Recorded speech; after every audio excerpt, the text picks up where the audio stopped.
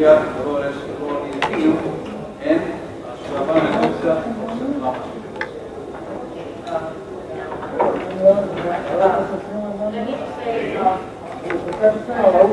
No, I couldn't.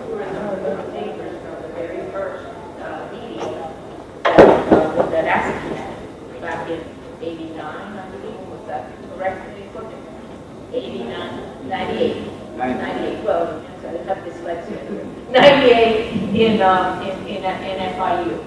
And what I've been trying to do now is like I've been advocating for not looking at the Cuban tourism industry as a whole, but realizing that there are subsectors. Okay?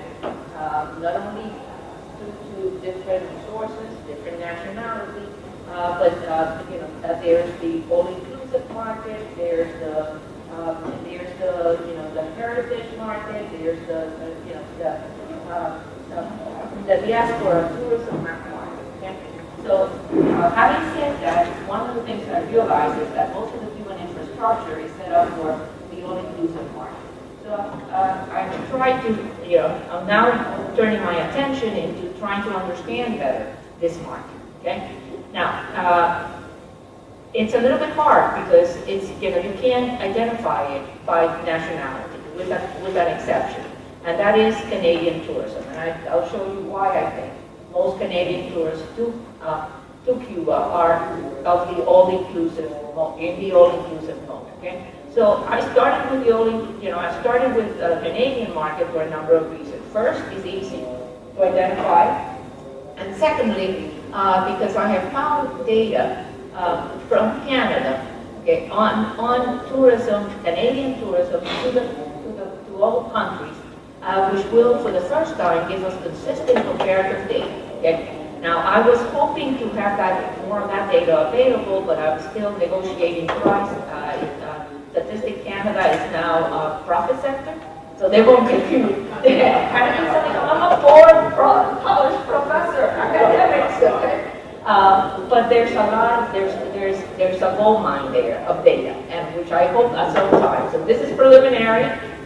So let me start, as we always do. Everybody knows that the Cuban tourism sector is a successful sector. In fact, what I have here, and I can't see, so this is why I wanted it bigger. What I have here is the growth, and this is in tourism. Visitors were larger, and let me just say that our lives, and I think everybody who does tourism life is going to get complicated in the next couple of years, unless the Cuban statistics starts separating tourists from visitors. Because though I put tourists here, most visitors to Cuba are tourists. There's very few excursionists, people who come in for less than and do not stay over. Okay, that's about to change. And if you can see in the far left, far right, what I have is the percentage of Cuban share of Cuban tourists of the total Caribbean market. Okay.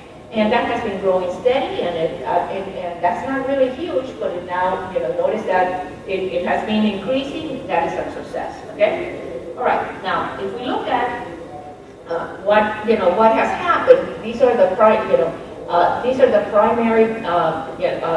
arrivals by main countries. Okay. And if we look at arrivals by the one country, the primary country, the country that has the most tourists to Cuba is definitely Canada. Okay, and after that we have we have had a shifting through time, so this is not in order. Okay, but the second highest, if you look, it's basically Cuban abroad. The United States is big, and so far. I wanted to concentrate on the two left lines, and this is the latest two. Because there's two things that are important here. Okay, first is that for the first time last year, 2016, Canadian arrivals to Cuba went down. This is the first time it has happened in this decade, since Cuba became the primary vacation spot for Canadians. Okay, The other thing is not so clear here, but it is a little bit, and it is that what we have seen is a recuperation of the European market also. Okay, so I'm putting this in perspective. Let me go back. Okay, now what I want to ask is why has this happened? Okay, and what I have here is a graph, and that's starting from 2000. Okay, of arrivals to the Caribbean, and these are tourist arrivals, not cruise ship. Okay, because it's what's comparable to Cuba. Okay, and if we look at the arrivals, what we see is the top one is the Europeans' arrival, increasing. Okay, excuse me, American arrivals, and by far the biggest source of tourism to the Caribbean are American. Okay, obviously not for Cuba. Okay, but we do see that there was a little bit of a slump and then a very fast increase, and that had to do with the crisis of 2007, 2008. Okay, then the second one that we see is the European, and the European market went down for the Caribbean, not dramatically, went down for the Caribbean starting in 2008. Okay, and it's just recovering. Okay, it is not at previous level for the Caribbean as a whole. Okay, but it has recovered. Now, what I wanted to show now is the same graph. Okay, for Cuba and the Dominican Republic. Okay, and part of my thesis here is that the country that is the most competitive with Cuba is the Dominican Republic in the all-inclusive market. Okay, so if we look at this, what we see is the first one. We have Cuba. Look at Cuba. The gray line is the European market. Okay, so the first thing we see is that the European market actually took a beating in Cuba. But if we look at the Dominican Republic, we understand that it also did so in the Dominican Republic. Okay? Reason being is that the portion of the market of the European market that was most damaging to tourism was that of the all-inclusive charter long-haul market. Okay, which are the ones that primarily go to Cuba and to Canada. Okay? The top-end European market never fell. The elite. So the Caribbean as a whole did not see this big fall, but Cuba did, and so did the Dominican Republic. Okay. Now, while the Dominican Republic was able to recover tourism by taking advantage of the increasing American market, Cuba had to rely on something else, and it started relying on Canadians. Okay, so you see the top line. Canadians actually increased. Started increasing. That's the big line. The red line started increasing in Cuba progressively until this year. Like I said, this is the first year that Canadian tourism has gone back. Okay. The other thing to point out here is not that clear. That is also the first year that Cuba has attracted. Notice the other thing you see is that there has been a big recovery in European for Cuba.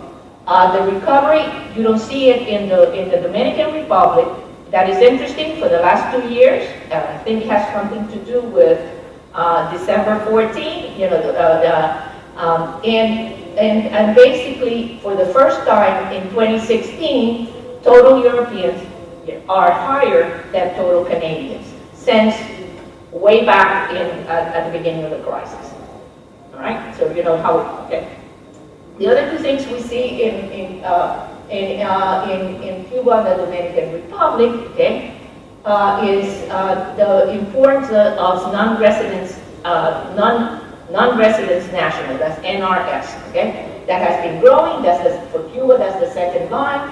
And we also see a rapid increase in American tourism. Okay, so I wanted to compare these two.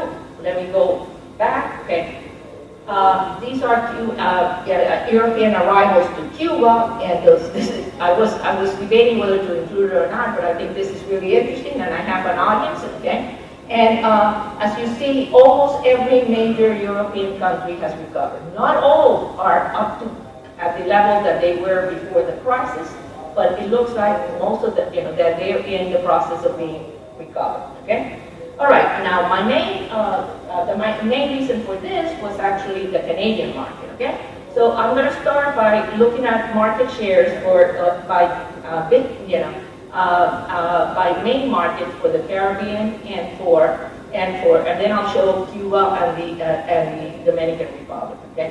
And as you will see, the big market for the Caribbean is the American market. There's no doubt about it. Okay.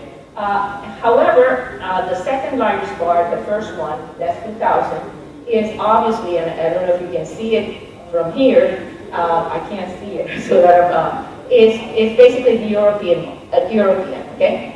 And the smaller one is Canada, okay? Now, as we go through 2006, what we see is the American market, sort of as percentage of total, remaining pretty constant. The European percentage going down with a little recovery, but the Canadian market becoming more and more important to the Caribbean, okay? So this is really, the importance of the Canadians to the Caribbean is a very recent experience, a phenomenon anyways, okay? In this one, we have the same graph, but what you have is for Cuba and for the Dominican Republic, okay? And in this case, what we see, right for Cuba, is that the big one, as you see, that the big one in 2000 was European, just like important, and then you see the other ones, the Americans, U.S. very small, and let me see, American very small, and Canadians also, Canadians increasing through time, Europeans and American very small. And the yellow, which is non-residents national, increasing and changing through time. My feeling is that if we take only the all-inclusive sand and beach, portion of the Cuban tourism, the Cuban bar is going to be looking very much like the Dominican bar into the future. Okay, so that's my first interpretation. It's going to be looking something like that, okay? Okay, but now to what I want to say, the Canadian market, okay? Again, the two big, here what we have is in 2014, and the reason I don't have the more recent data is that I don't have comparable data for all of these countries, okay? For 2014, what we see, and this is that the two big markets for Canadian tourists are Cuba, Dominican Republic, Jamaica, and after that, Bahamas. Sometimes Bahamas is higher than Jamaica. They switch over, But those are the four big markets, and then you have the smaller ones, okay? Between the Cuba and Canada, they have been controlling around 60% of the market, almost, between the two of them, almost every year. Okay, 60, they control 58% in 2016, but it was 60% the year before. Okay? All right, now, why do I say that for Cuba, I know for a fact, or I can strongly say, that Canadians are primarily an all-inclusive, come in an all-inclusive program. Well, this is data that I have for June 2008, January to June 2008. That's the high end, the high part of the Canadian market. It's from a publication from ONE. That's the Office of National Statistics of Cuba. They only published it 2008, 2007. The data was not too good. But this was, and notice that we have the old provinces, not the new one, okay? But what I found interesting, if you go down to Canada, that's the percentage of stay over, overnight stay in each of the provinces, okay? Now, what we can identify here is that Canadians, unlike other tourists, spend very little time in Ciudad Havana, only 2.4. That is telltale, okay? That's, that doesn't mean they don't visit, they don't stay there, okay? The big, the big place that they stay is Matanzas, which is obviously Varadero, and then you have Villa Clara, Santi Espiritu, Ciego de Ávila, which are the other, big, areas where we get the Jardines del Rey, and then look down to Holguín, okay, which is again, in Holguín, you also have, a nice percentage, okay. But the key thing is Ciudad Habana. If we go across, we see that German states, 15% of the overnight states are in Ciudad Habana, so they're a mixed mode.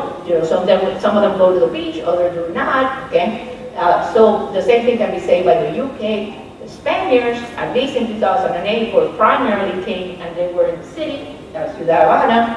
And Italians, it's interesting, they were in two places, Ciudad Habana, some in Varadero, and then you have, what's really interesting is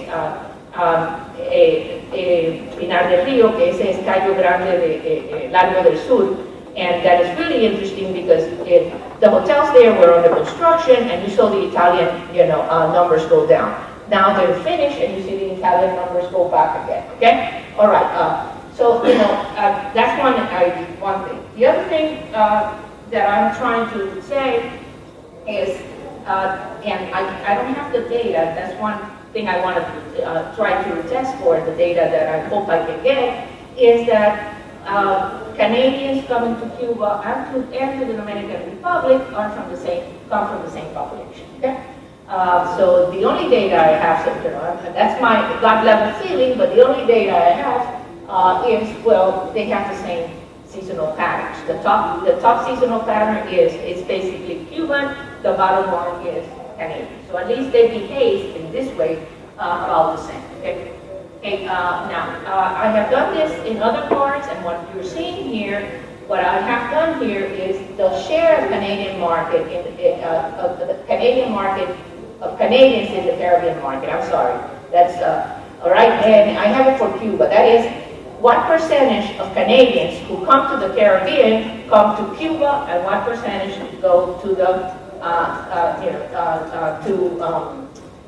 to Dominican Republic, okay? Now I have that for other countries, but these are the two really big ones. Okay, so what we see is that starting in 2000 and almost without missing a bit. Okay, Canadians to Cuban were increasing. Canadians arrivals to Cuba were increasing not only because they were increasing in the Caribbean, but that Cuba was every year almost constantly gaining a bigger share of that market. Okay, so something must have been, they were doing something right, and that's the kind of thing I would like to try to explain. Except for 2016, and that's when, remember I said Canadians went down both in Cuba and in the Caribbean. But for Cuba, they went more down because the share has, has increased. Well, now we come to the data from Statistics Canada, okay? And in this hand we have Cuba is in red, I believe, and Dominican Republic is in blue, okay? And what we see is that we started with, this is the number of nights on the left-hand side, number of nights, okay? That in recent days. Okay. It looks like there's not a big difference, so I don't know if there's significance. That's but the Canadians to Cuba have been staying less nights than those for the Dominican Republic. But on this side is how the average spending per night per tourist, and Cuba is in red, and Dominican Republic is in blue. Okay? My hypothesis is that the all-inclusive market, what you basically compete with price, okay, and that because it's all-inclusive, average, these are average figure, average expenditures, and they're all packaged. So this is a real reflection of the price of a vacation. Okay, if this is the case, then what we see is that in fact it looks like Cuba was gaining ground with the European because it was underpricing its main competitor.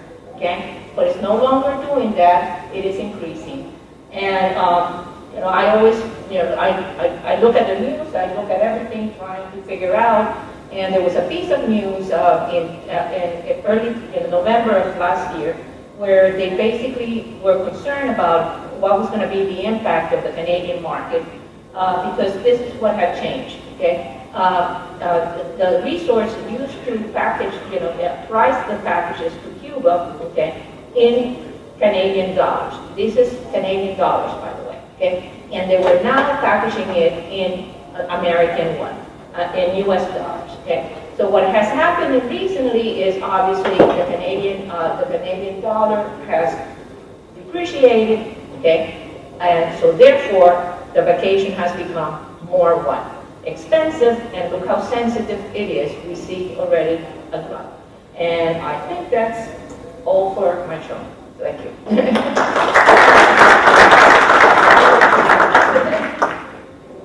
Okay. Now the next presenter is Sebastian Acevedo Mejia, and he had some role to this piece with Pedro Romero, the FDI and with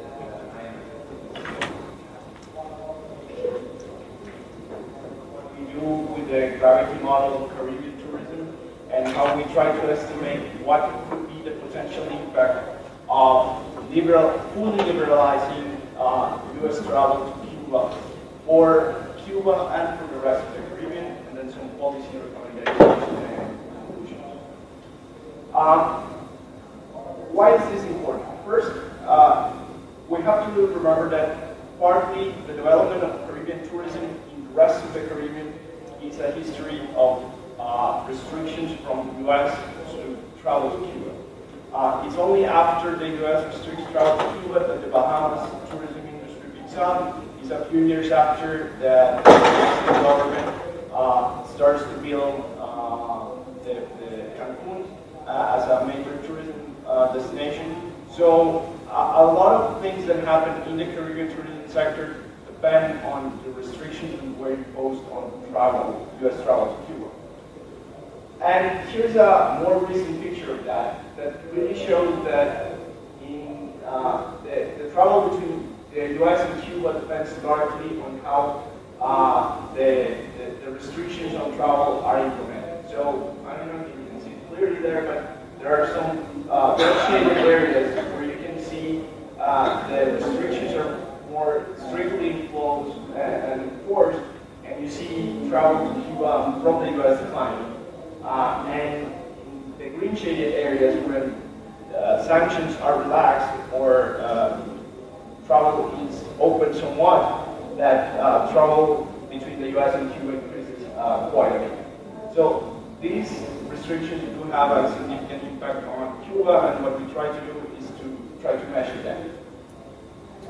As was discussed before, Cuba had the last 2 years, tougher years in terms of the tourism industry. Arrivals in 2016 surpassed 4 million, and were increased by 13%, while in the rest of the Caribbean, the increases were in the range of 3.5 to 7% in the Dominican Republic, which was very well mentioned, is the largest competitor for Cuba.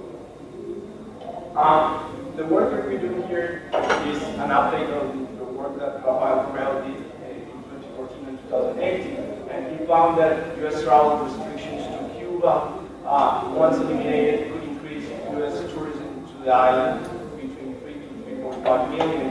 And what we do here is that we update the data, the sample data that we had from 2009 up to 2014, and we also include Miami as a destination, and we'll fill also some minor data gaps that were somewhere else. Some stylized facts. As was clearly mentioned in the previous presentation, Canada has been the largest growing market in the Caribbean.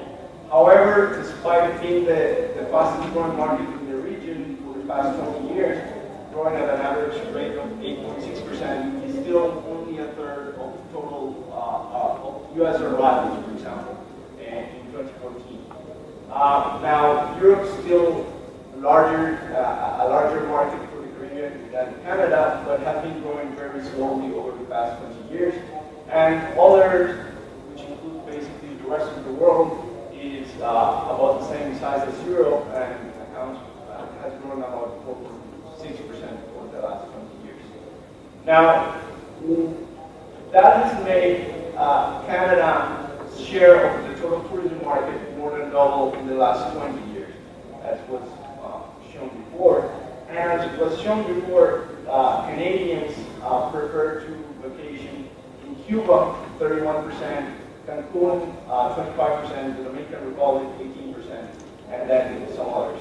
Like, if you compare the other group in 1995 to 2014, going from 30% of the Canadian market to only 11% in 2014, you would think that that was a disaster for the other group. But when you look at each component by itself, you can see that still other Caribbean destinations still enjoy quite a rapid increase in the reception of tourists from Canada.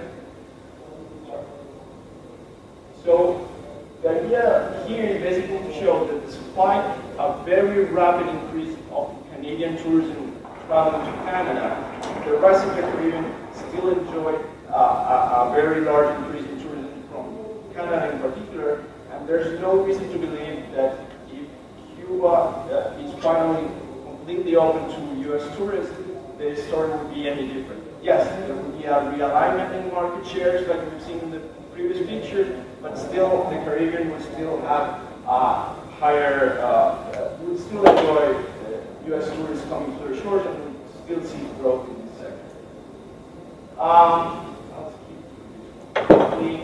So what do we do in our paper? We try to estimate the gravity model.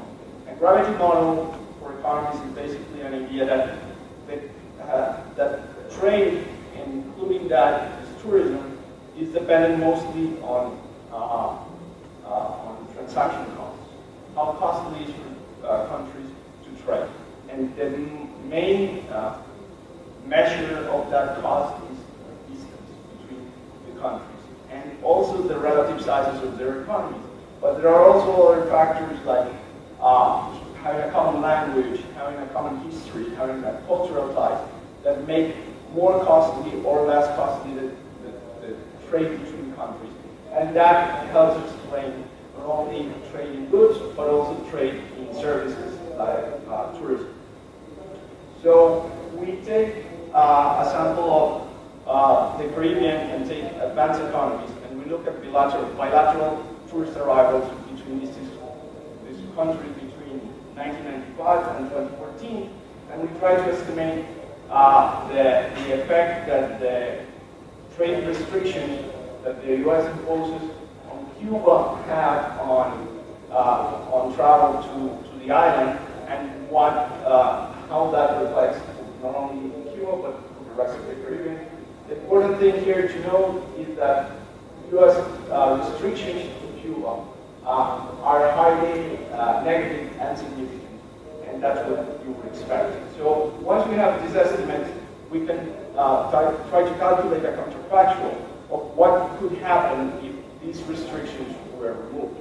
And that's what we do here. And we find, similar to the work that Rafael had done in the past, that if you remove completely travel restrictions to Cuba, that is, you no longer need any permission, you can freely travel as much as you like, U.S. tourists to Cuba could increase between 3 to 5.6 million. However, as the demand for tourism in Cuba would increase, that would push prices up, and then some Canadian and European travelers that are currently going to Cuba would find it more cheaper to find some other places to travel in the Caribbean. So you would see some realignment in market shares, not only in Cuba, but for the rest of the Caribbean as a whole. And interestingly, we also find that Miami could be one of the destinations to benefit from the change in policy, as it's one of the closest destinations to Canada, the UK, and the Caribbean. And if you think about it, the U.S. restrictions on Cuba have made Cuba artificially cheap for Europeans and Canadians to visit, and hence artificially more expensive to visit Miami. So these things could shift some of those trends. Now, what are the destinations that are more at risk if the U.S. fully open travel to Cuba? And we take a look at this.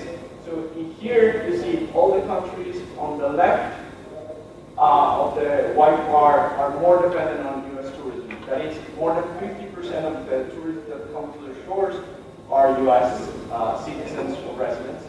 And the ones on the right have less than 50%. So the countries on the left would be more at risk.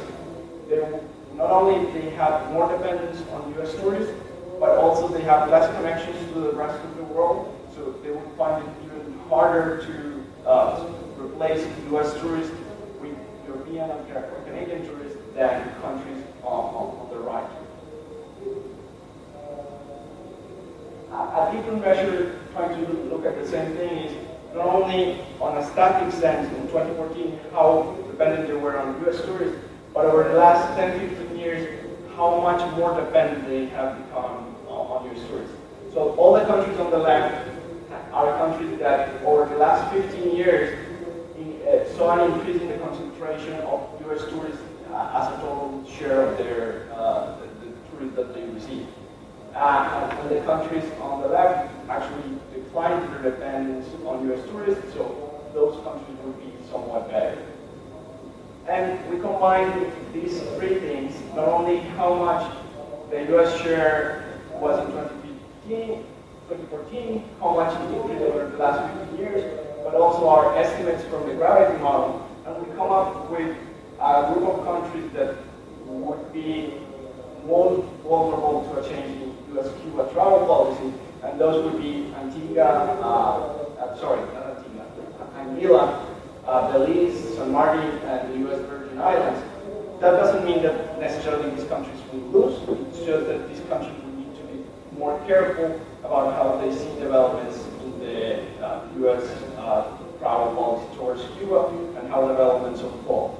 But still, there's still another larger group of countries that could still see some problems in that area.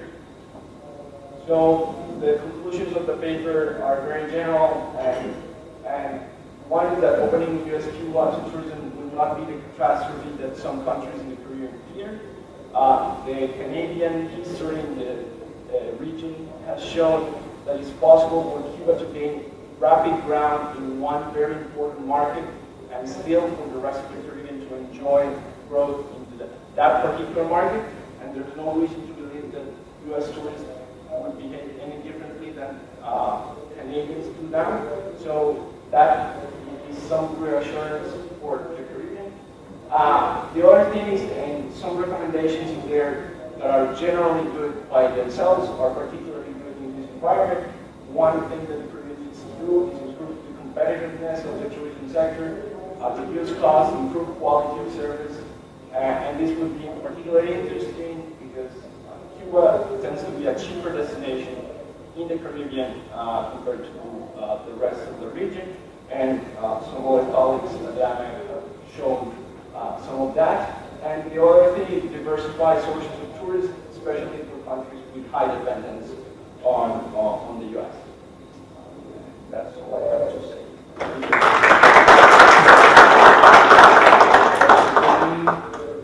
Our next presenter, G.K.C. Washington and Lee University.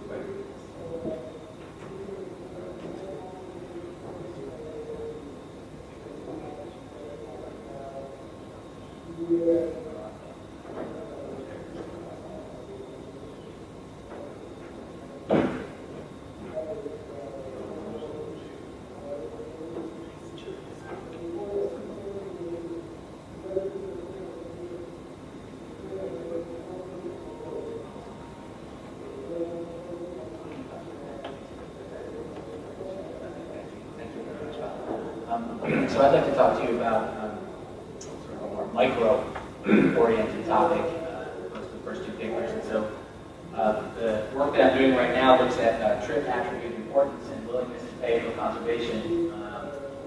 And a sample of U.S. households, so these are potential visitors to Cuba. I tried to put some background pictures in there as I was going through as well. The outline for my talk today, I'll talk a little bit about sort of what motivated me to look at this, the potential questions that I think we can answer, or at least gain some insights into with this data. Talk a little bit about a very specific form of tourism. So our first speaker said, right, when we talk about tourism all the time, we talk about this very broad category. I want to talk about a very specific form, or niche market of ecotourism in this particular case. And then to think about what, again, potential U.S. households, do they have preferences for specific aspects of a tourism product when they're thinking about visiting Cuba. So the primary motivation for the study came from 3 different surveys that had been conducted from June of 2015 through April of 2016. The first of which was done at the University of South Florida, Sarasota Manatee, in their tourism and hospitality group. And they found some things that I don't think are all that surprising, that over 90% of Americans support lifting travel restrictions, and that about almost half of Americans would very much like to visit Cuba at some point. Another group, Switchfly, found that only 37% of those that they surveyed said they would ever go to Cuba, and a lot of it, I think, is based on some mythology that Americans have pertaining towards the island of Cuba, and fears that, quite frankly, I don't think are relevant to the decision, but clearly perception oftentimes is the most important thing. Those who said that they would go were mostly younger men and looking more for sort of an adventure type of tourism. And then Allianz Global was the last one, and they said basically that about 42% of Americans say they're interested, but only about 7% say they'd be very likely to go if travel restrictions were lifted. So again, kind of looking at these very broad kind of tourism surveys that were done, I decided I'd like to learn a little bit more about preferences for that Americans may have when thinking about visiting Cuba. And so the potential questions that we formatted in thinking about what could we try to answer here. The first is that if we think of ecotourism as this multi-attribute product, so what are the specific attributes that are most attractive for U.S. households when considering a visit to Cuba? And then the second two, more along the lines of a lot of the work that I've done in different areas around the Caribbean, are these potential visitors willing to contribute to Cuba's marine protected area system?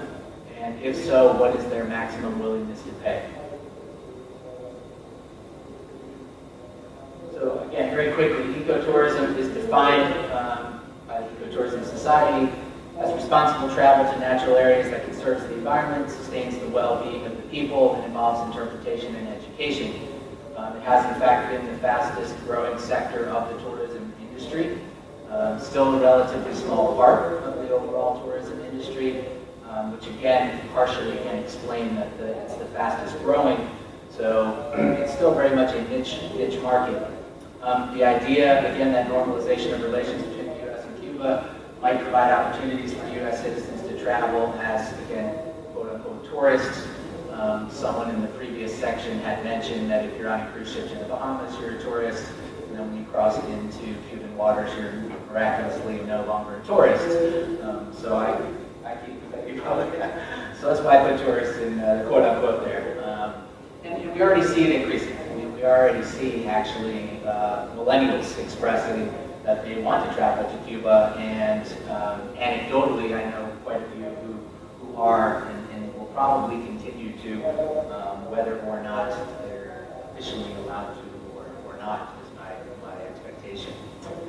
So again, if we think about this ecotourism as a multi-attribute product, what are the things that are being combined into this product? Obviously, the first are accommodations. Guide services are also very important. And then I think specifically for Cuba, not necessarily the only area, but an area in which they may have a very strong competitive advantage throughout the Caribbean is with the quality of their marine resources. When we think about the health of corals, the abundance of fish, the size of fish, the diversity of marine species relative to the rest of the Caribbean, I think that may be the area where Cuba has the most potential to generate this niche market. But if you'll recall, there are other aspects aside from just visiting natural areas. And so if we think about that tourism product, it should also have something to do with the procurement of energy and food and job creation for locals if we think about it as a potentially sustainable form of tourism. So in order to figure out a little bit about these tourist preferences, we used a company called Survata. They've done a lot of online survey work, and we asked them to conduct a household survey. So basically designed a survey, did some pre-testing, some small groups and focus group work, and then sent it off to Survata. They also have a group that kind of helped in formatting the survey so that it is accessible online. And during the first week of last July, a year ago, we got 309 households to respond in a 1 week time period. Just to let you know, those 309 households, the first question on the survey was, have you ever been to the Caribbean? Are you interested in going to the Caribbean? And if the answer is no and no, you're automatically out. So when you look at some of the numbers in the probability of visiting and some other things, I think that's an important caveat to recognize that this is not a sample of every, or a representative sample of every U.S. household, but rather only of households that have either visited the Caribbean or expressed interest in visiting the Caribbean. Everybody else was eliminated in the first question. So the first thing we look at, just check my time here. Okay. First thing we look at is sort of the likelihood of a visit. And so, again, thinking about this as sort of an exploratory piece of work that may ultimately lead to, at least I hope, something that we call choice experiments or choice modeling in environmental economics. So again, trying to understand not the value of certain things, but just some probabilities and some strengths of preferences as a first cut. And so we asked people what's the likelihood that they thought they might visit. Sorry, those colors didn't work very well there. But the first two bars basically express that about 10% of these households said they'd be extremely likely to visit in the next 2 years, and then about 25% said they might be likely. That kind of falls in line with the Allianz data and the Switchfly data as well. So at least for me, that gave me an indication that whatever bias was going on in the survey methodology, everybody else is suffering from the same survey bias. So, I think you always have to take these kinds of numbers with a grain of salt because they are household primary data collection, but they're pretty much in line with what others have found before that.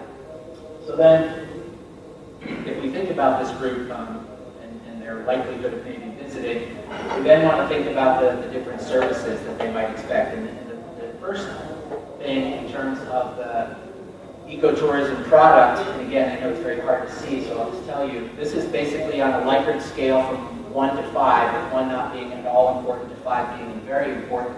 The quality of the lodgings, as you might expect, right? More than 60% of the sample say 5, right? That's the most, or it's a very important characteristic. The quality of the place that you're actually going to stay at I would say, actually the most important thing for the folks who filled out this survey. The second piece of that ecotourism product, the quality or knowledge of the guides. Again, on a Likert scale, as you're looking at it from right to left, from don't know to 1 not important at all to 5 being very important, you can see that it's important and very important, but not quite as important as the quality of the lodging. So again, keeping in mind that the quality of the facilities, still seems to be the thing, but the knowledge and quality of the guides is also very important to people who are considering visiting Cuba. Then for what I would say is sort of the eco in that tourism, we looked at things like how important is local job creation to you? So does it matter that the place that I stay at employs locals, is creating an economy locally, or in many cases, I think what we see throughout the Caribbean is we have large multinationals, and there's a lot of flight, of that financial capital from the Caribbean back to the host or the developed nation. So this looked at how important is local job creation. It looks like people are fairly neutral, although there's a significant number who say it's important or very important, but there's also a decent amount who say it's not important at all for them, whether there's any local job creation. The second piece was looking at local food options. I think there may have been some misinterpretation in this question between are there local food options, as in like, will I be able to eat authentic Cuban food, versus what I think I was after, which is the agricultural commodities being procured by, from local farms and so on. And so I'm not very confident necessarily in this result. When we get the funding to do another round of research, I'll try to make that question a little bit clearer, but I'm not completely convinced that people find it that important to actually support local agriculture, as this question might suggest. The last eco, I think in ecotourism here, has to do with how the energy to run these facilities will be procured. So how important is it to have alternative energy sources? And again, there's some preferences for alternative energy, but there's also a lot of sort of ambiguity as to whether or not that matters or not to people, at least in this sample. Then moving to, I'm going to go through this pretty quick. Moving to the marine resources, the first question just basically asks people about the quality of the reefs. How important is it to see high quality reefs? And as you might expect, if you were thinking about going to visit the Caribbean anywhere, the quality of the reefs you would think is important. And in this particular case, again, you can kind of see, it's hard to see because some of the numbers and the percentages didn't come up, but there are very strong preferences from 3s to 4s to 5s as opposed to very few kind of 1s or 2s. Again, I think this is suggestive of the potential for developing ecotourism or more sustainable type of tourism where the health and quality of those reef ecosystems remains very important. The second question dealt with viewing a variety of fish and sea life. Again, sort of similar results. So when we think about biodiversity in terms of marine life, there seem to be some strong preferences for that. The next question dealt with viewing large numbers of fish. So again, for those of you who have been diving or snorkeling, the variety of fish is important, but I think people also like to see lots of fish. This one comes out a little bit less important than the first biodiversity question. And then the last one relating to fish had to do with the viewing of large fish. Again, an area where I would argue Cuba has a competitive advantage over other areas where some of the larger species have been depleted. Here, again, we see a preference, but not necessarily as strong as maybe we might have thought.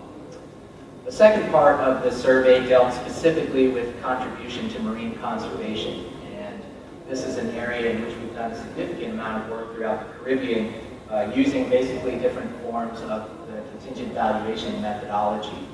And so here, the survey respondents are presented with a very brief background, basically telling them that the Environmental Defense Fund has classified Cuba's marine protected areas as some of the best in the world, but that unfortunately these MPAs lack sufficient funding and staff to effectively enforce fishing regulations and monitor reef use.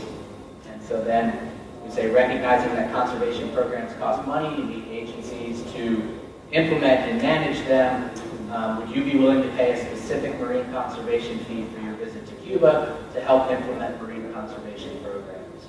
In the first stage, it's a yes or no question, and approximately 80%, slightly over 80% said yes, they would be willing to pay some fee.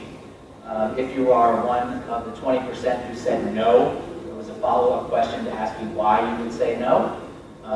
In some cases, people responded that they thought it was the responsibility of the Cuban government to pay for such things. I think those folks are missing the point as to where the revenue comes from to finance those things through the government, potentially. Others said that they didn't trust that the money would actually be spent on marine conservation. And others said, well, I think I already pay enough when I go on vacation. I don't need to be paying any more fees. These are all pretty standard responses within this literature that goes back over 40 years. If you said yes, then the follow-up question was basically to ask you, okay, how much would you actually pay? And without going into a whole lot of detail on the actual methodology, one of the things that people are often concerned with is what we call hypothetical bias, that someone is simply going to respond, well, of course I give $1,000 to protect corals. because they don't actually have to do it in that moment, right? It's a hypothetical question. And so we remind them that it is purely hypothetical and that we are concerned about this thing called hypothetical bias.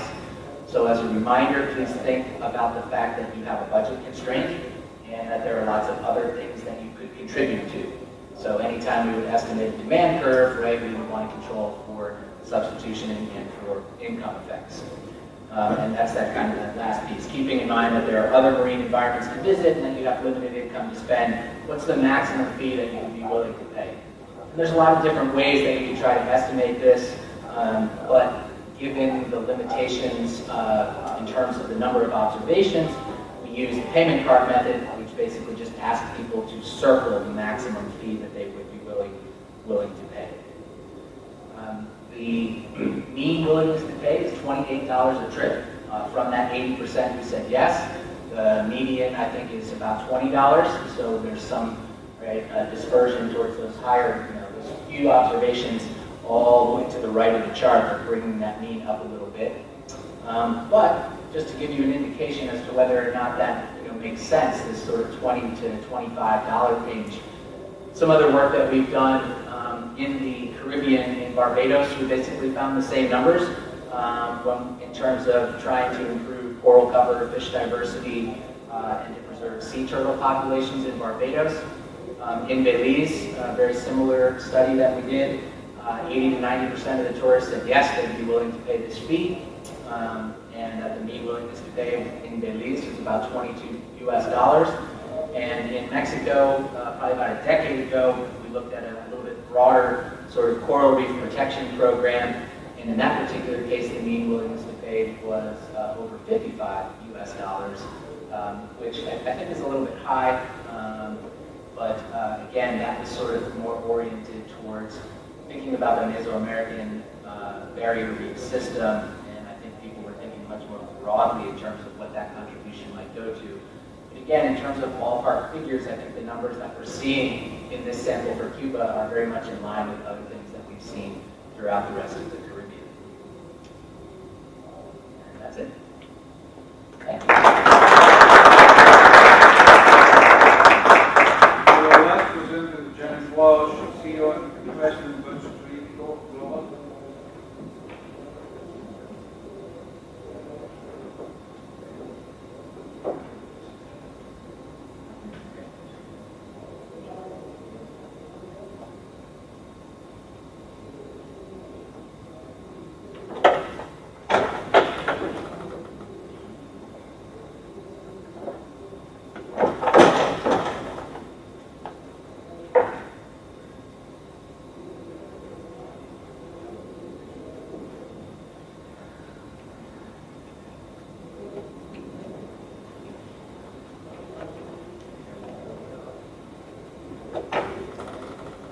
While we're getting some technical difficulties sorted out, I'd like to get a little information from you. How many of you in the room are either doctoral personnel, or you've got a doctorate degree or law degree, or you're with a policy institution? Can you raise your hands for me?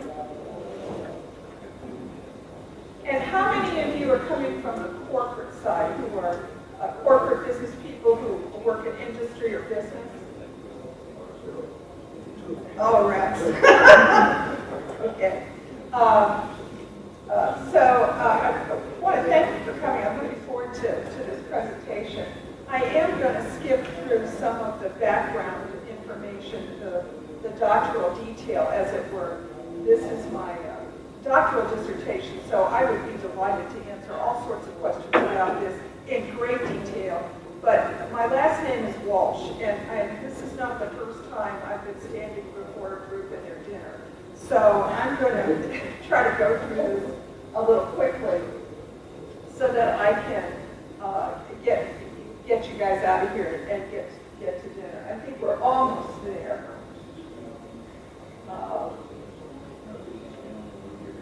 But as they're getting set up from see now you're giving away all my answers.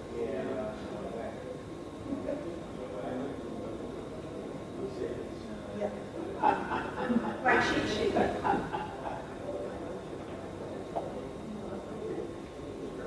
We can talk about birds, the birds of the Caribbean. I can do it without the notes if you just have that up there, that's fine. That's fine. Thank you. So thank you very much. So I hope the paper doesn't rustle too much as I sort of go through this. But I'm coming at this from the corporate perspective. My background is in corporate business. My experience is I run a company. We set up businesses overseas. We do the legal, financial, tax, and HR infrastructure for globalizing businesses. So a couple of years ago, I decided to go back and get my doctorate. And when I did so, since I've worked on the ground in 81 different countries, I thought I would look at Cuba because I had not worked in Cuba and hadn't been there. So I thought this would be a great subject for a doctoral dissertation, is how do businesses enter the Cuban market? So that was my primary driver and my primary interest. And of course, at that time, the trajectory of the relationship between Cuba and the United States was increasing under the Obama era. So I thought that that would be an area that I could find particularly useful. And I picked the tourism industry, obviously, because it was an industry that was of great importance to Cuba, particularly in the area of providing them with hard currency. But the problem was, in doing all this background research on Cuba, the problem was that there's a lack of information about the market entry decisions that business leaders make.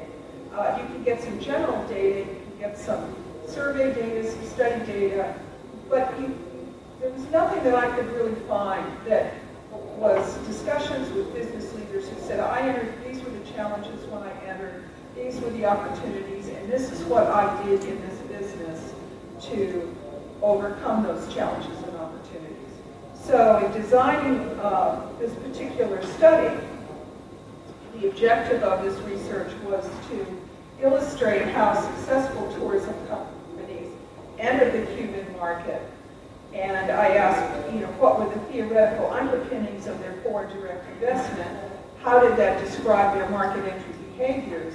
And then, two, what were the challenges and opportunities they faced, these business leaders faced, and what did they do to respond to those challenges and opportunities? So those were my parameters around this particular study. And one of the key issues was in defining success. You could define it monetarily, you could define it in a number of different ways. I ultimately chose to define success in this particular study as the length of time, period of time being in the country and being operational. That seemed to capture all the issues around first mover advantage or contributions from foreign governments or support for businesses. So that was important as I defined this particular study. So here's the population of this particular study that I did. The tourist industry I defined as businesses whose primary purpose is to accommodate, entertain, and or operate tours for individuals or groups who are outside of their environment. And the focus was on companies doing foreign direct investment in the Cuban tourism industry, regardless of their host country origin.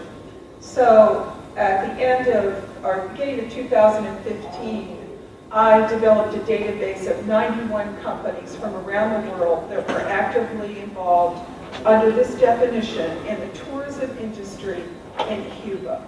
And from that list of 91 companies, I picked 18 as representative of the general population. And from that group of 18, I was lucky enough to talk 10 company presidents into being interviewed and going through the whole structured interview process and getting their thoughts and viewpoints as to what exactly they did to enter this market. So for those of you that are really into this kind of thing, this was a qualitative case study with multiple participants, and that aligned with the characteristics of this type of study in which market entry actions and regulations are known, but the actions of senior leaders and their decisions were not well known. How did they go through this decision-making process is more of a subject for a qualitative discussion rather than a quantitative discussion. At least that's what I was able to convince my doctoral committee about. And there's all kinds of ways to interpret doctoral dissertations. I recognize this is just a tiny slice, it's a pinpoint, it's a data print. It's not necessarily the be-all, end-all discussion. So this, if you have any questions about any of the fundamentals of this study, I'd be happy to talk to you about it. So I gathered a huge amount of data. And to process this data, I put together a customized spreadsheet searchable database, which gave me the opportunity to load into it all sorts of data from multiple sources, including the interviews, searchable on keyword, ideas, and subjects, and locations. So this was very helpful. And as you can see from this particular slide, there were 3 areas of information. I got information from the research, from phase 1 companies, from phase 2 companies. And when all of those 3 areas aligned, I came up with 5 specific themes that were universal, that everybody and all the research said, you know, this is a key theme in market entry in Cuba. So, to jump to the findings, the research question number 1 was focused on what was the underlying theory of an organization's market entry into Cuba. So what I was looking for in this particular section was how could you describe your market entry? What kind of theory did that fall under? And as you can see from this chart, market entry was both customer-driven and competitively driven. Those are the forces that impacted businesses' market entry. So no surprise, first mover advantage was one of the major factors. Companies wanted to be the first to be able to offer a tourism experience in Cuba. The second was the theory of foreign direct investment, which kind of explains why companies decide to go and expand their product offering into an international market. And the other 2 were much less important. There were far fewer people that responded to that that would be in that category. So here's some of the findings which I thought were kind of interesting. The biggest challenge, no surprise of course, was the U.S. embargo. It affects everything in Cuba market entry, according to these individuals, from the supply chain movement to bookings to really every aspect of doing business and providing a luxury experience.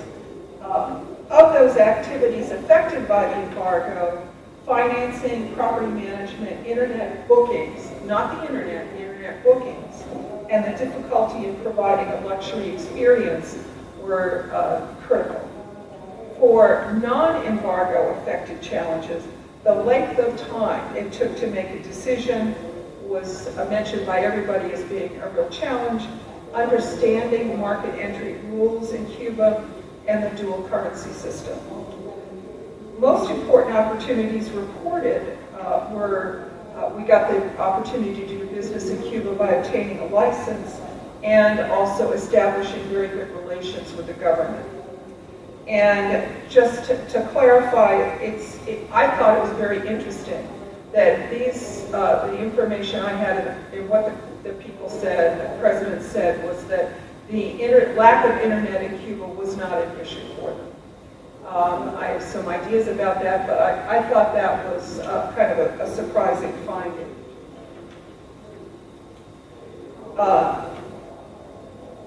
Next were the questions that were asked of the participants in the study were, what did you do to respond to these challenges and opportunities?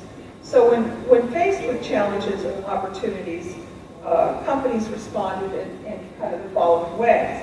Overwhelmingly, they adapted their business strategies to the unique characteristics of the market. Second, companies established key relations with Cuban officials, management companies, or they partnered with other firms.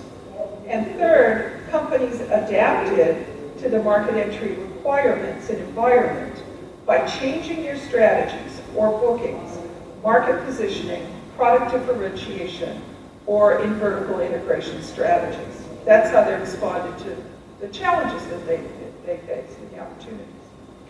One of the other things mentioned by my colleague is that companies gave back to the communities and individuals in Cuba, and also developing sustainable practices was something that was mentioned as a response to these challenges and opportunities. But from my perspective, as somebody whose job is to go work with a team of lawyers and accountants and financial people and HR people and set up a business in a foreign country, what I thought was really important and interesting were the secondary activities of less importance. And of those that were less important, the one that really jumped out at me was the corporate tax strategy. So normally that's one of the first things that you think about when you set up a business overseas is what's the corporate tax strategy going to be, what's the flow of funds, how are we going to maximize money, the flow of funds, how are we going to avoid being taxed. That had absolutely no bearing, and there wasn't even any discussion that the presidents would say none whatsoever, which I thought was interesting. The other was corporate legal strategy. There was no, I don't want to say there was any organized corporate legal strategy, because obviously to get a license to do business for U.S. companies, you have to go through a legal process. But the legal process and strategy was something to be followed, but it wasn't deemed as something that was particularly important. The employer-employee relationship, or your ability to hire and fire people, again, often a huge consideration when you're setting a business up overseas, but in this particular study, that was not. The internet technology, again, was not a factor, was less important, but I think maybe because these companies are used to giving people experiences in foreign countries, they may be more used to operating without this technology. So they didn't seem to think it was an issue. It was only an issue when you were trying to establish a booking site in one country that might have been affected by the embargo. There were some issues around that in some of the companies. And the other thing that was really interesting is from an ethical perspective, from safety concerns, no safety concerns by these people other than typical travel-related concerns in general in the Caribbean or Latin America. You just want to be careful you don't get sick. Be careful of the roads. Traffic accidents are the biggest killers of tourists and expatriates and things like that. And then no ethical issues. No one talked about concerns relative to bribery, unethical behavior, or unethical culture, even when, after they finished going through the interview questions I had for them and giving me their responses, I went back and circled back to make sure that there was complete understanding for each of these areas, and none of this that they said was an issue. That doesn't mean that it didn't necessarily exist, which some of my colleagues have alluded to, but in terms of being able to establish a business and be in the market for a period of time was not a factor in this study. So 5 themes emerged, which were consistent across all areas of demographics in this study. And the first one was, obviously, there are limitations for Cuba market entry. The U.S. embargo, financial, legal, banking, informational, property ownership, etc. However, overcoming those limitations gave companies a strategic edge in this market. So the extent to which they could overcome these issues and deliver a quality experience or the specific experience they wanted to deliver, that was a competitive advantage. And two, as everybody in this room knows, I'm sure, is relationships are critical. And in Cuba, where it's a little different type of decision making, decision makers need lots of support. So you can plan on being there for a while, developing good relationships, establishing yourself, making sure your bona fides are in order, and then you start to get a little bit more buy-in from the people that you need to help you with your business and supply chain. The third thing is to consider the customer. One of the things that these businesses all said was you really need to understand who's going to be paying your bills in Cuba. Is that going to be the government? Is it foreign tourists? Is it Cubans? And typically, these particular businesses said, well, the ones with money in this market are the foreign tourists. So you've got to really sharpen your response to the foreign tourists. And then these last two were interesting from my perspective as a corporate business person, and that was that normal quote-unquote business strategies didn't work well, because Cuba's pretty much the only country in the world with this particular type of political structure, political and economic structure. So some things that you would normally consider as a business didn't apply in Cuba. And then finally, adaptability was critical. The company had to adapt to doing business in Cuba, and traditional strategies of foreign direct investment, for example, were not necessarily applicable. So executives and their strategic plans needed to be adaptable. And I can tell you from a corporate perspective, that's kind of hard to do sometimes, that we hold our people's feet to the fire to achieve specific objectives, and it becomes a little dicey for people in their career to adapt or do things a little bit differently or suggest a different way of doing things. So with respect to companies, it's kind of in conclusion, with respect to companies interested in entering this market, I had some observations. One was to be very careful in identifying the customer. What is the commercial objective? How are you going to get paid? How are you going to send and receive payments? Two, make sure that you understand your supply chain and you pay particular attention to disruptions in that supply chain. Make sure you can control who's providing services, programs, food, housing, and so forth. Make sure your internet booking sites are compliant. And C, do the people in your business have the ability to adapt? Can they create new ways of accomplishing specific business activities? Adaptation in functional business operations can be very difficult. Managers unfamiliar with global business operations may not understand how their business role changes overseas, how they acquire and lose business responsibilities. And companies are usually somewhat risk averse, so without a clear set of guidelines, managers might find it very difficult to adapt to uncertainty.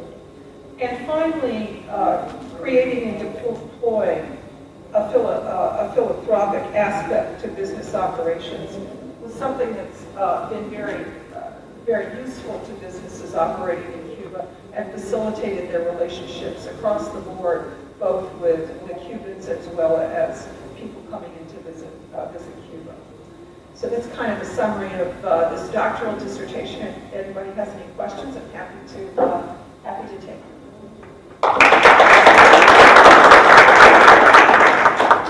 have to discuss on one is Paul Millon and Jorge Perez Lopez, whoever wants to go first.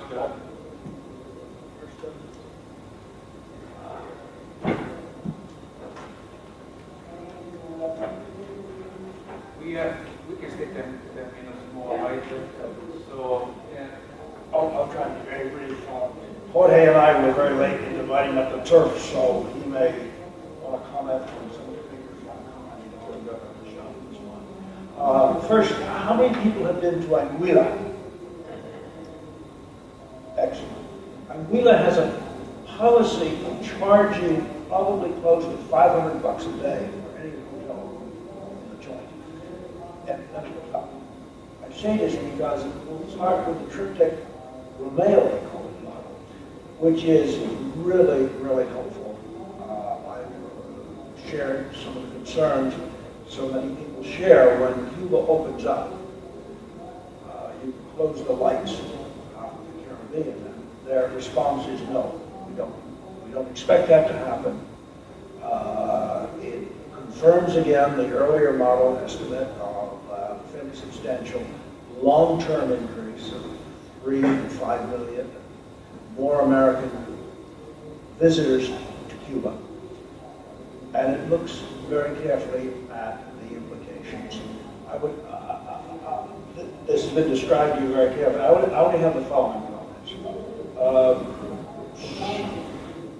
Whoops, I got the wrong.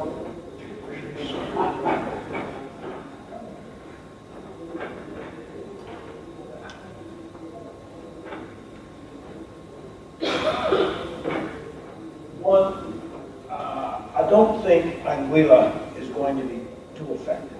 I think the fat cats who are visiting Anguilla now are not going to be deterred by the beauties of Trinidad. Nevertheless, I think one of the important elements of the model is to tell us something about the big boys, and that's Jamaica, the Dominican Republic, and given its massive problems, Puerto Rico, very much so.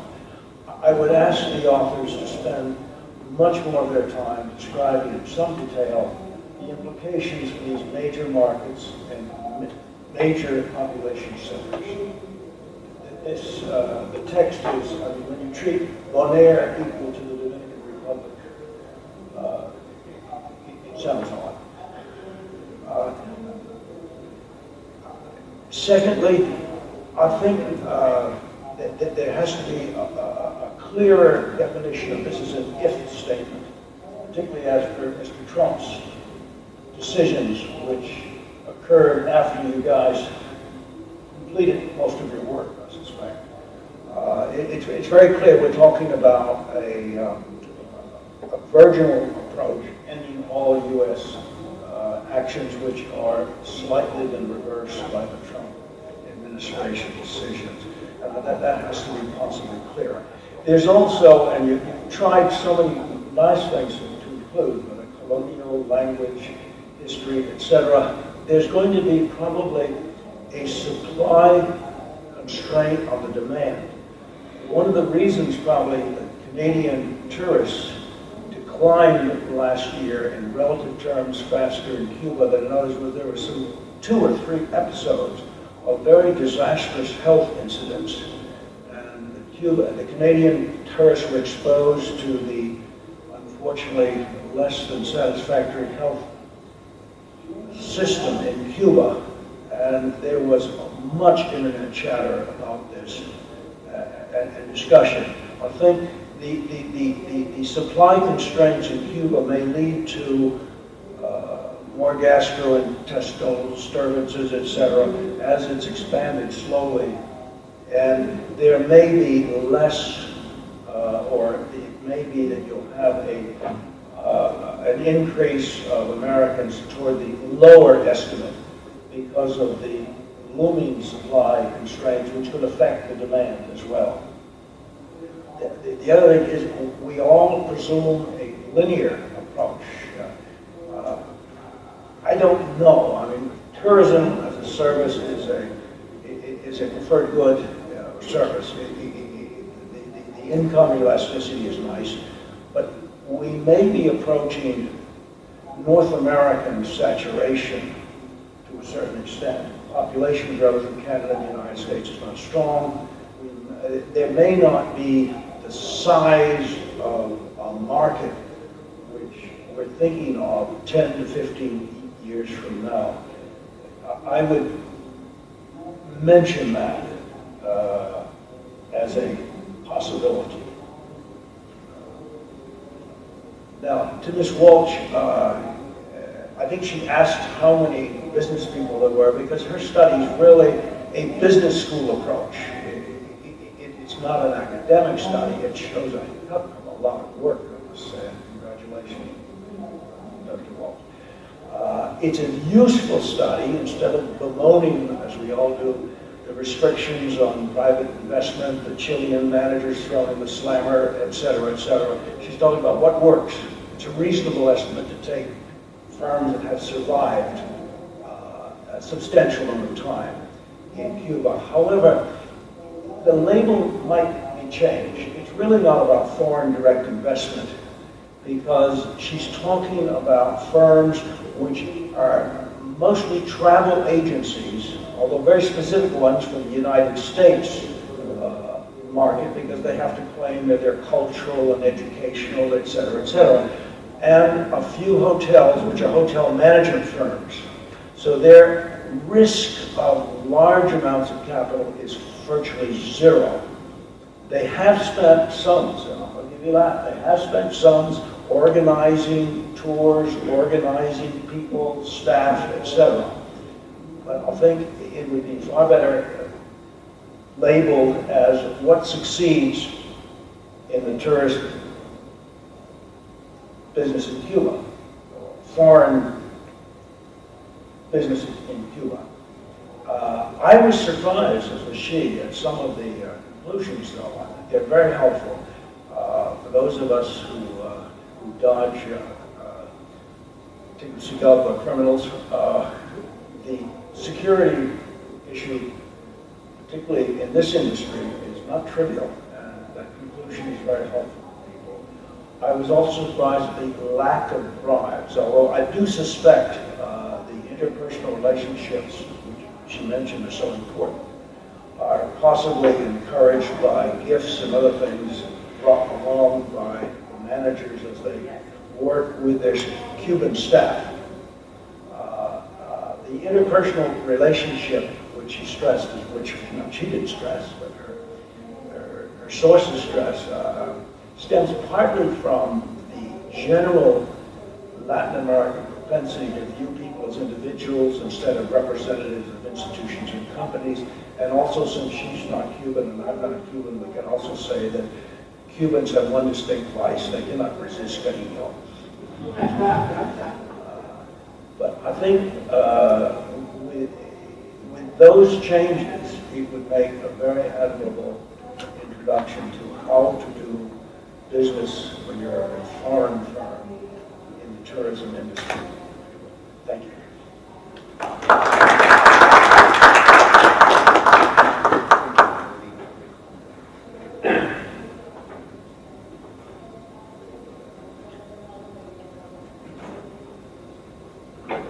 Thank you. The two papers that I drew in this lottery were Lori's and Jim's paper. I see them both as work in progress, but I encourage you both to continue working. I think you're adding an important dimension to the studies on tourism that we've seen before at the ASCE meeting. They tended to be global patterns, maybe looking at tourism flows by country of origin or regions and so on. You're getting into some more micro stuff that is very interesting. Loli focusing on specific set of tourists from Canada, and that in itself brings you to look at one segment of that market, which is all-inclusive, which is where I believe most of the Canadian tourists come from. And that's a very important market, but it's important maybe to distinguish that market going forward.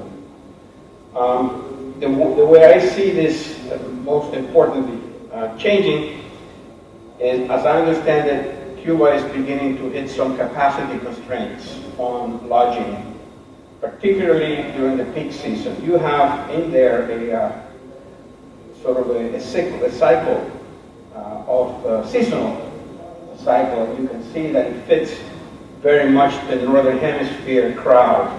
It's very much if you use the U.S. population or the Northern European. It's not? I've done it for, well, I don't have my numbers here, but it looks very much like the one that I've done for the U.S. and also for overall Cuban. But anyway, For the U.S. and for the U.S. and the Dominican Republic, you see a peak in the summer, which is, what there's a big, peak in the summer. okay, well, having said that, I still see a lot of similarities between that and the peak crowds during the winter months, during the January through March. I mean, there could be some other parts, other booklets, other parts of the year. In fact, once upon a time, one of the papers that I wrote with Sergio, who was here, was on maybe trying to smooth out Cuban supply to Cuba by looking at the Cuban American market and trying to look at people that want to go to Cuba not for sun and sand, but to visit families or to visit villages, a little bit like Mexico has done, to try to do festivals in different cities and so on during the times of the year when the population, when the tourist flows are not high, to be able to better utilize the capacity. But where I was going with that is that one thing that is growing quite a bit, of course, are the private sector. Viñales, Trinidad, a number of other places, you have a lot of casas particulares, Airbnbs coming in and so on. I don't believe that's very relevant for the Canadians, because the Canadians are probably going more because of the features of their sun and sand and all-inclusive are probably better, or customers mostly of the state hotels. So I think this will be an interesting thing to explore how that might happen.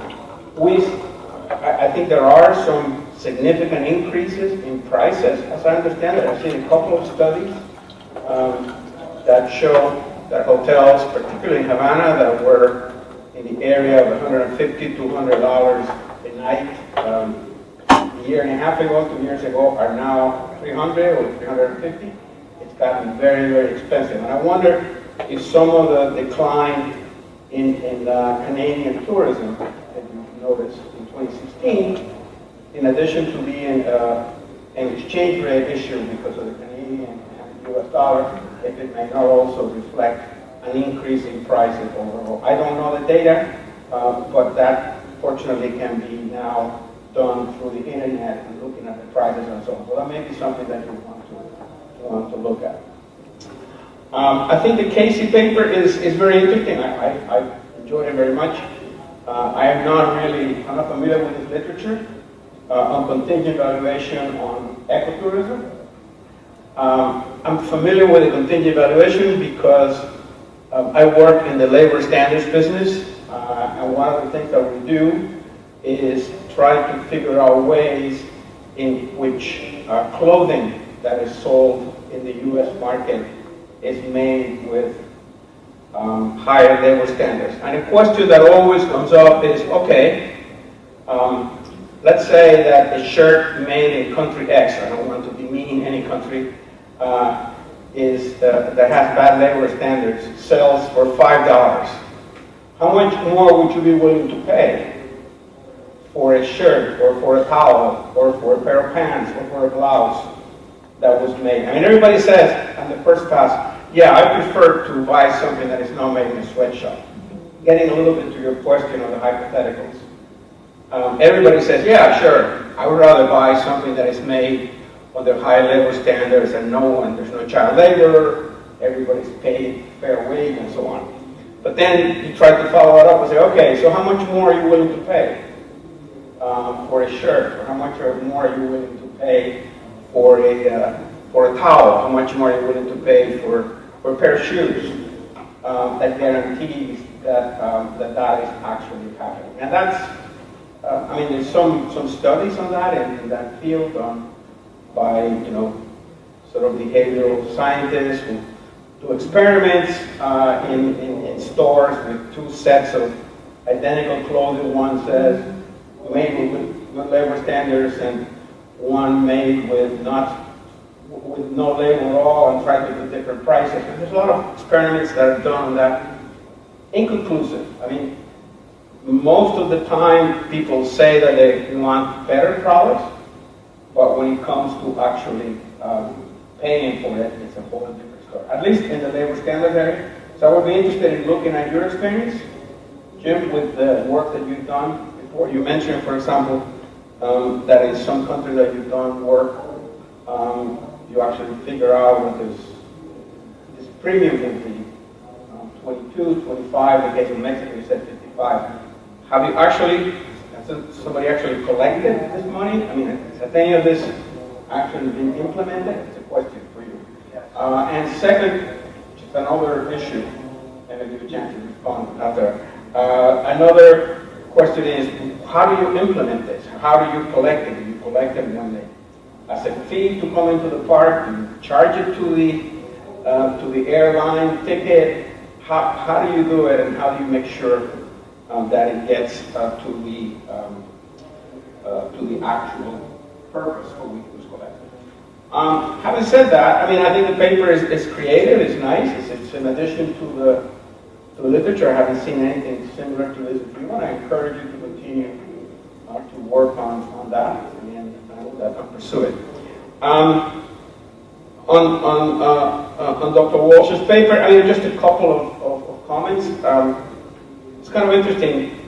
Paul and I had the same reaction about the title, and it was kind of interesting. I was listening to you carefully, and you seldom actually in your presentation talked about foreign direct investment. You actually talked about market entry. So I wonder if that is not really a better title for your paper. Success characteristics of foreign market entry.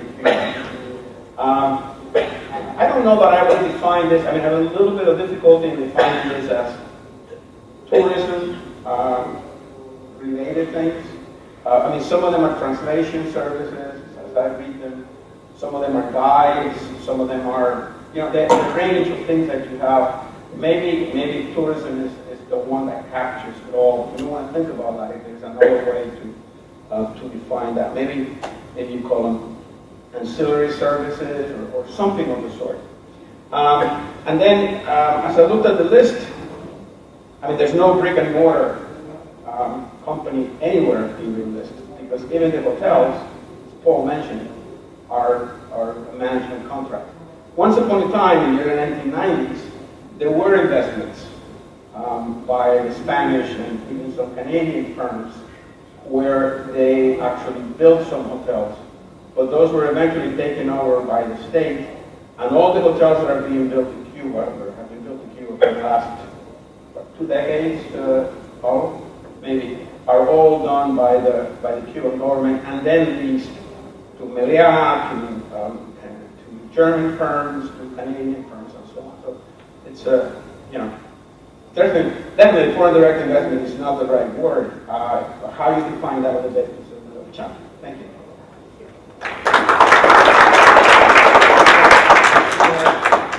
Some minutes for question, but since I have some little authority, I'm going to ask the first question. To Lori and also Sebastian, when you think about Canada and what it means the opening to the U.S. tourism and how it can be displacing Canadian visitors from Cuba to other, one thing the Dominican Republic does is that you have areas catering only to European tourists and areas only to American tourists, and they're all inclusive. Go to the Dominicans, you find lots of Europeans, which go there because they're not the Americans, and vice versa with the Canada. So I'm not sure if Cuba had a development plan that once many American tourists will come, will kind of locate Canadian tourists in this area all inclusive.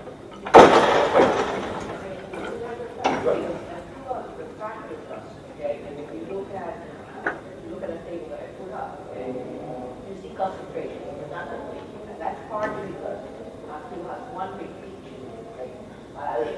And you know that's a big portion of the market today.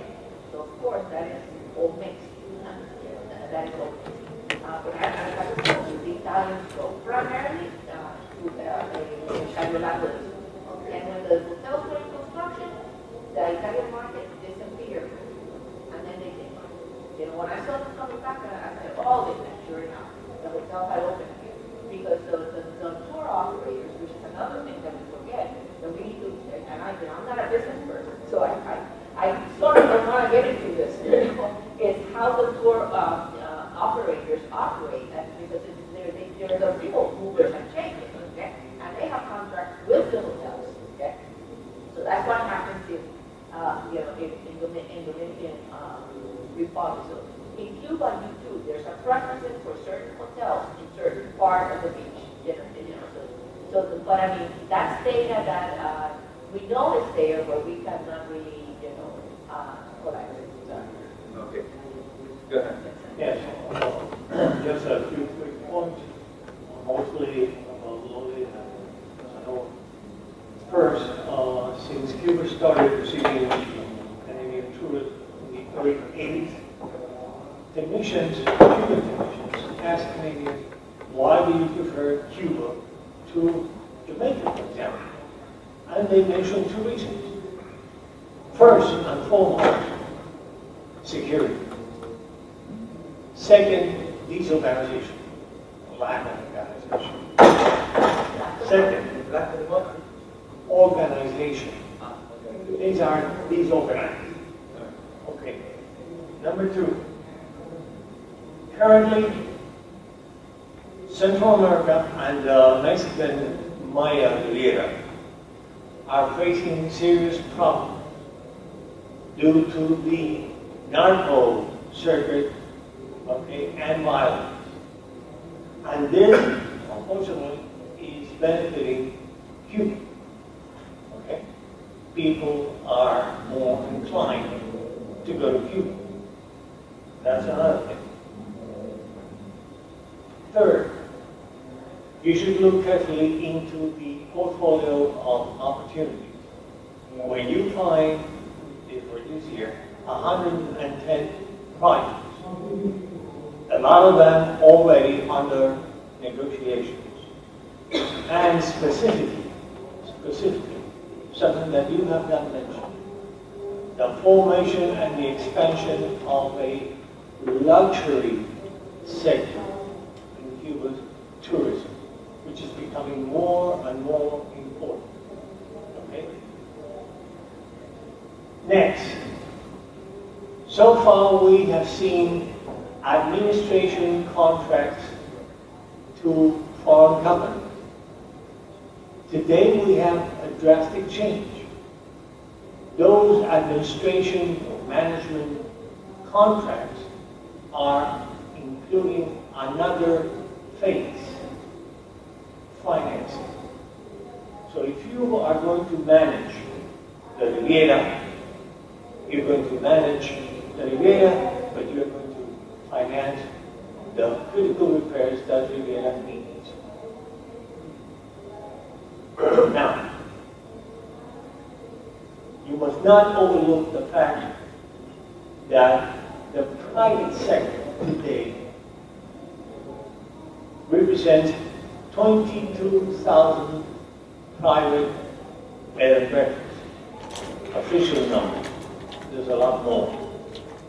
If we take the official numbers, then we have to say that approximately 200 rooms hotel,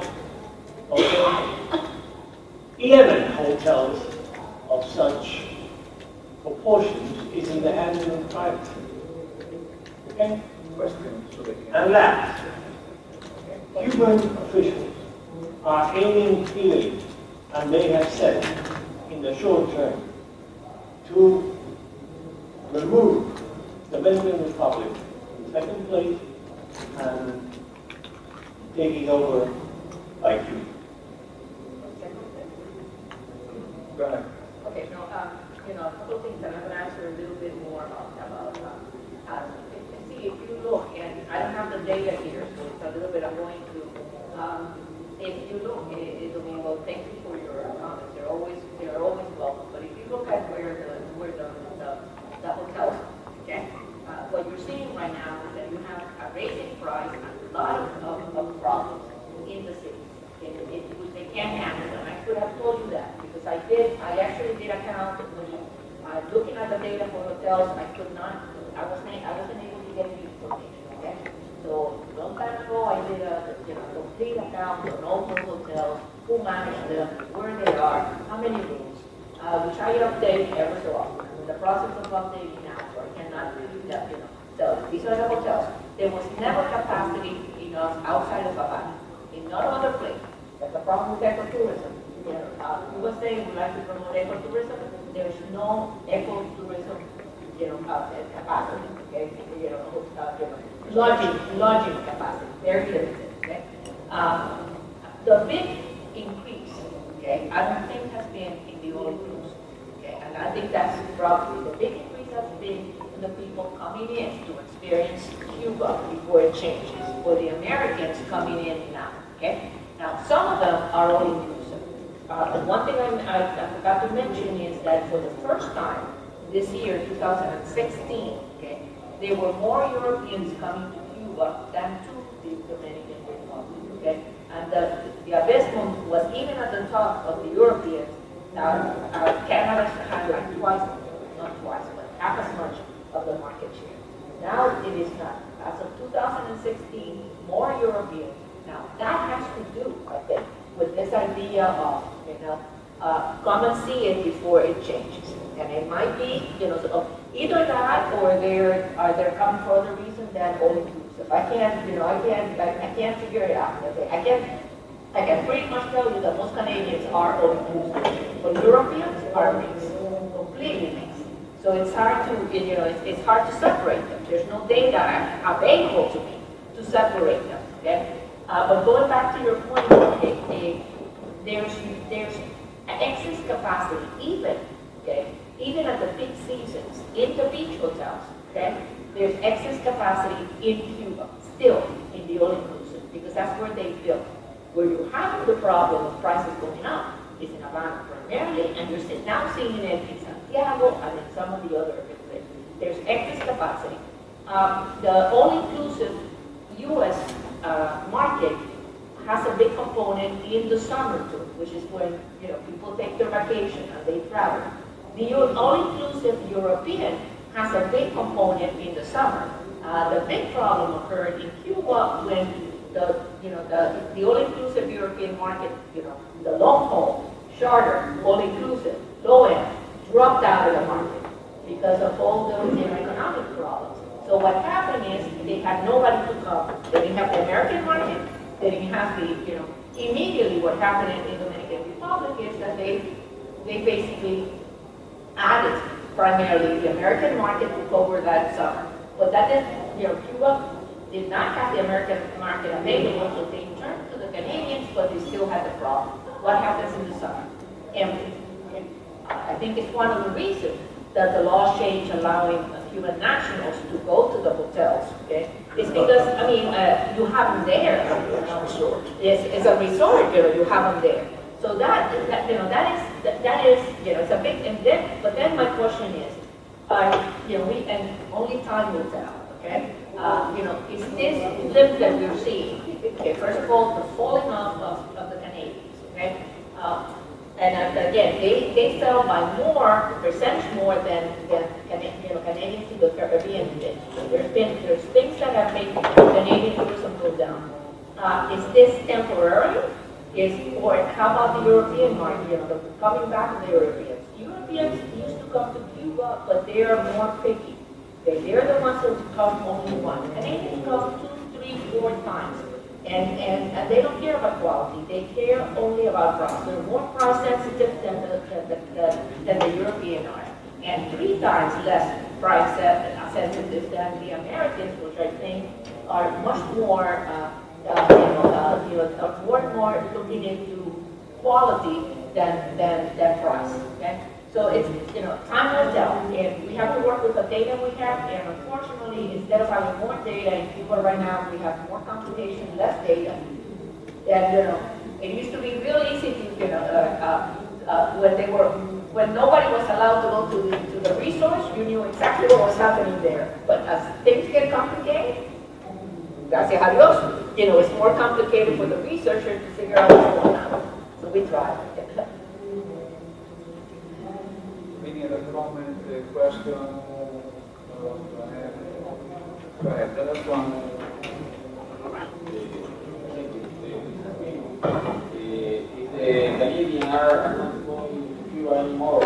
are they going?